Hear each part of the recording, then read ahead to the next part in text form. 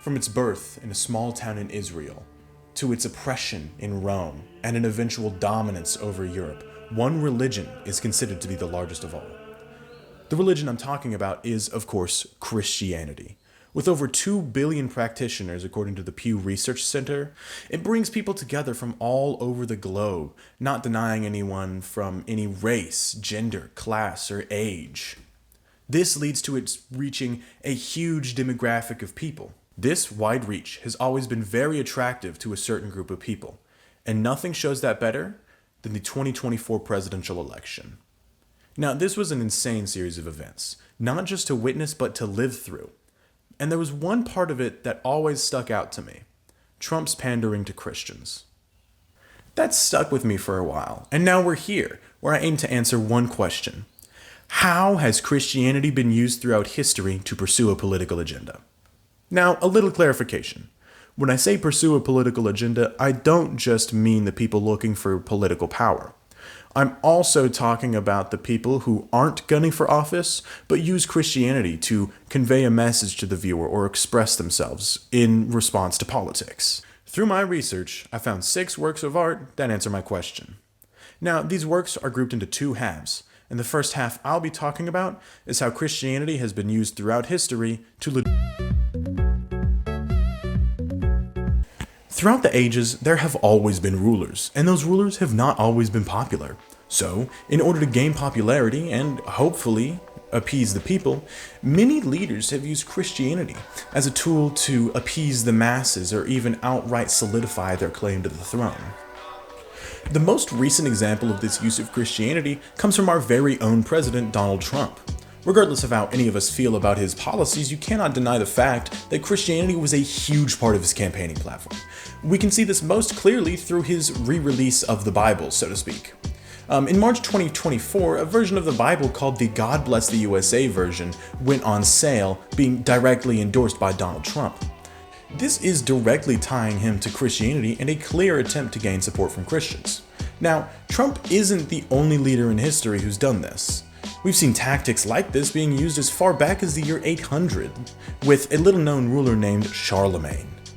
In a work of art titled The Coronation of Charlemagne, we get to see the titular event taking place. Do you see this guy? That is Pope Leo III, who crowned Charlemagne as the Holy Roman Emperor. In an article published by The Historian, we can find out a little bit about how this coronation happened. According to Bernard Barcarac, it happened when a council of Franks and Romans convinced Charlemagne to accept the Nomen Imperi as a means of restoring order in the huge territory over which he had effective power. Basically, Charlemagne had a lot of territory and it was hard to manage, so he got crowned as the Holy Roman Emperor to get those angry little peasants to calm down. The last work of art I'm going to discuss in this section cheats on this point a little bit. It's less meant to legitimize somebody's rule and more intended to consolidate power. The work of art that I'm talking about is the Archbasilica of St. John Lateran.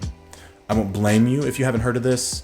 Neither had I before I did this project. However, this is one of the most important sites in Catholicism because this is the official seat of power in the Catholic Church. It serves as the seat of the Pope, and the official name of the place is actually really long, including a bunch of titles like Cathedral of the Most Holy Savior, that being Jesus Christ, and Mother and Head of all churches in Rome and the world. Those 2 titles alone say what this place is meant to be: a single place that consolidates all of Christianity. As a side note, it isn't really the head of all Christianity, but that's an entirely different project. Now, this basilica is yet another example of how Christianity is used to consolidate power. Of course, using Christianity to consolidate or hold on to power isn't the only way it's been used politically throughout history. Actually, a much more common way to use Christianity is through imagery, specifically to gain symbolism. One of the most striking parts of Christianity and one of the most important events of all time was Jesus Christ's crucifixion. This was an event that strikes at the heart of much of Christianity. Since it was so important, there have been a lot of allusions and even just recreations of it in art throughout history. Now, most of this is meant to gain empathy from the viewer. The first piece of art that I'll be tackling in this section is one you're probably familiar with. It is the 3rd of May, 1808 by Francisco Goya. It shows a man with his arms stretched out wide in the midst of a group of people being shot and killed by French soldiers. The allusions to Christianity are abundant. The man is holding his arms out in the same way that Jesus Christ was on the cross, and he even has the wounds on his palms as if nails had been driven through. He's almost glowing in the painting, wearing white clothes contrasted with everybody else's brown and grays. This is Goya clearly sending a message of rebellion and anger towards the French army.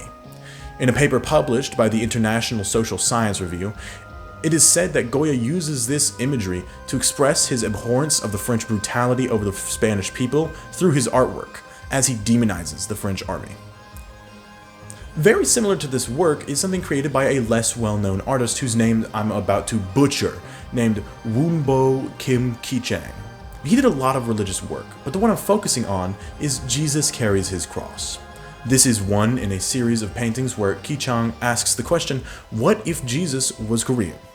On the surface, this seems like a cool, albeit not super important question. However, what makes this work a piece of politics is the context of when it was made.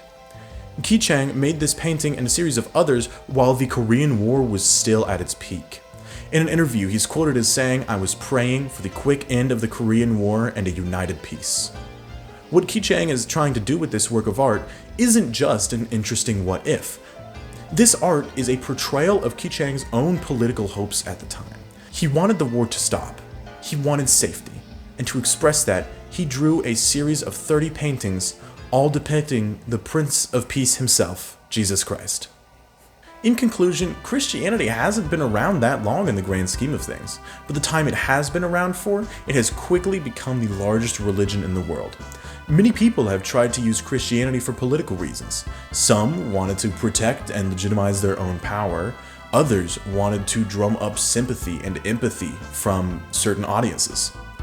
Whatever the cause, Christianity has undoubtedly put a mark in the world that has left it changed forever.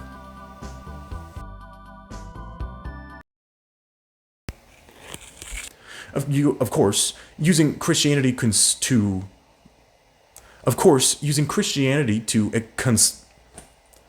he did a lot of religious work, but the one I'm focusing is, and to express that, he drew a series of 30 in the grand scheme of things, but the time, what was that?